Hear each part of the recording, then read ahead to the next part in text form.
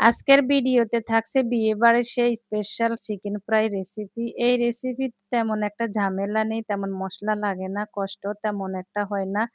এইটা আপনার ফ্রাইড রাইসের সাথেও খেতে পারেন, চিকেন ফ্রাইটা এমনিও খেতে পারেন। সো হ্যালো এভরিওয়ান, আসসালামু আলাইকুম। সবাই কেমন আছেন? চলে আসছি আরেকটা ভিডিও নিয়ে।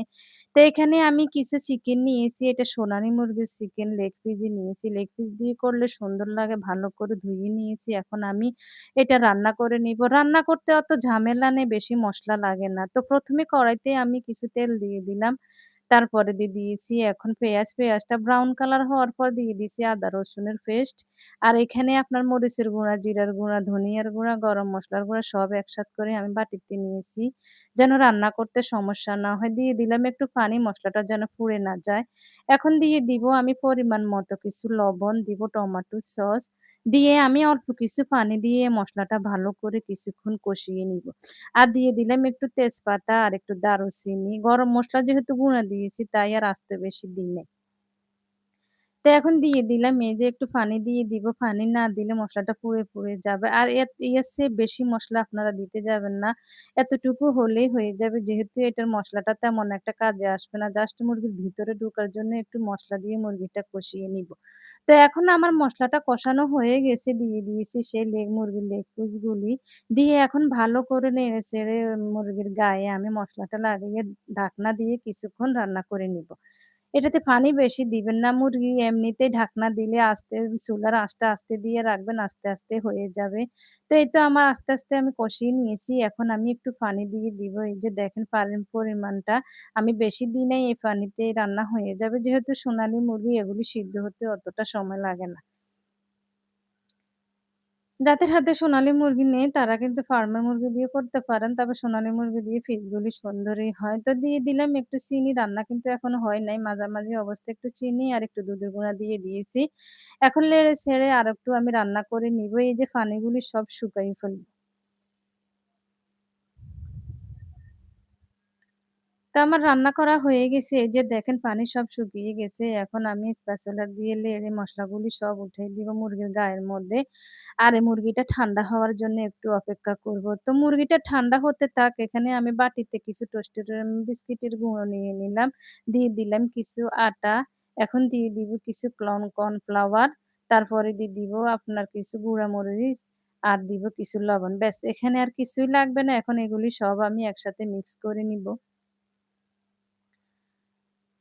মিক্স করা হয়ে গেছে। এখন আমি আগে থেকে ২ টা ডিম অফ ক্যামেরায় ভেঙে ফেটিয়ে রেখেছি। এখন আমি এই ডিমটার মধ্যে চিকেন পিসগুলি সব ভিজাই নিব। এই যে মানে ডিমের পুরটা লাগিয়ে নিব আরকি।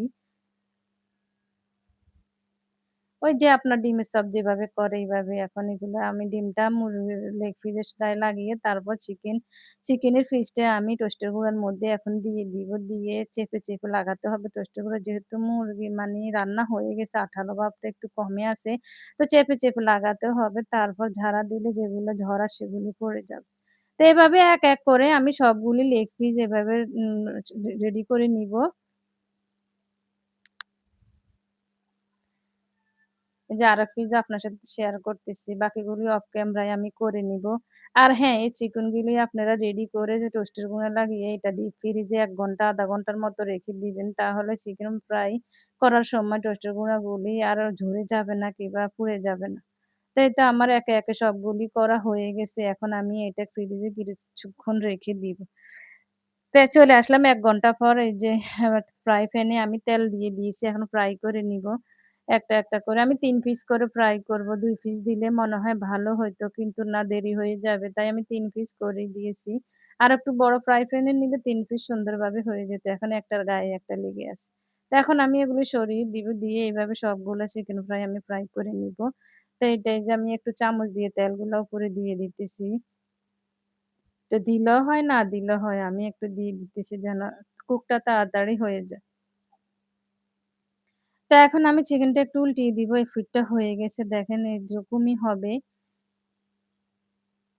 উল্টাতেই চায় না। ওই যে বললাম না ফ্রাই প্যানটা ছোট হয়ে গেছে। আরেকটু বড় হলে মনে হয় ভালো হইতো।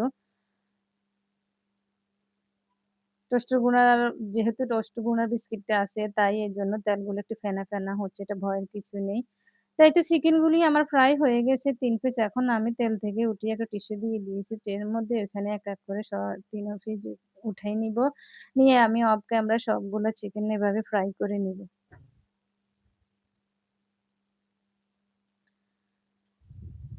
সত্যি অনেক মজা হয়েছে চিকেন ফ্রাইটা। আর এই চিকেন ফ্রাইটা খাবেন, বললাম না হয়তো ফ্রাইড রাইস করবেন, না হলে এমনিতে শুধুই খাওয়া যায়। আমি অফ ক্যামেরায় কিছু সাদা পোলাও করে নিয়েছি। তো দিয়ে দিলাম বাকি লেগ পিস আরো ৩ টা দিয়ে দিলাম। এগুলো ফ্রাই করে নিবো অফ ক্যামেরায়। তো আমার চিকেনগুলিও এক, এক করে সবকিছু ফ্রাই হয়ে গেল, রেডি হয়ে গেল বিয়েবাড়ির সেই স্পেশাল চিকেন ফ্রাইটা। এই যে দেখেন, আমি আমার আন্টির বিয়েতে গিয়ে এই চিকেন ফ্রাইটা খেয়ে আসছি। আমার কাছে অনেক ভালো লাগছে, তাই আমিও তৈরি করে ফেললাম। তো কেমন হইছে আমার এই বিয়েবাড়ির স্পেশাল চিকেন ফ্রাইটি সবাই কমেন্টে জানাবেন।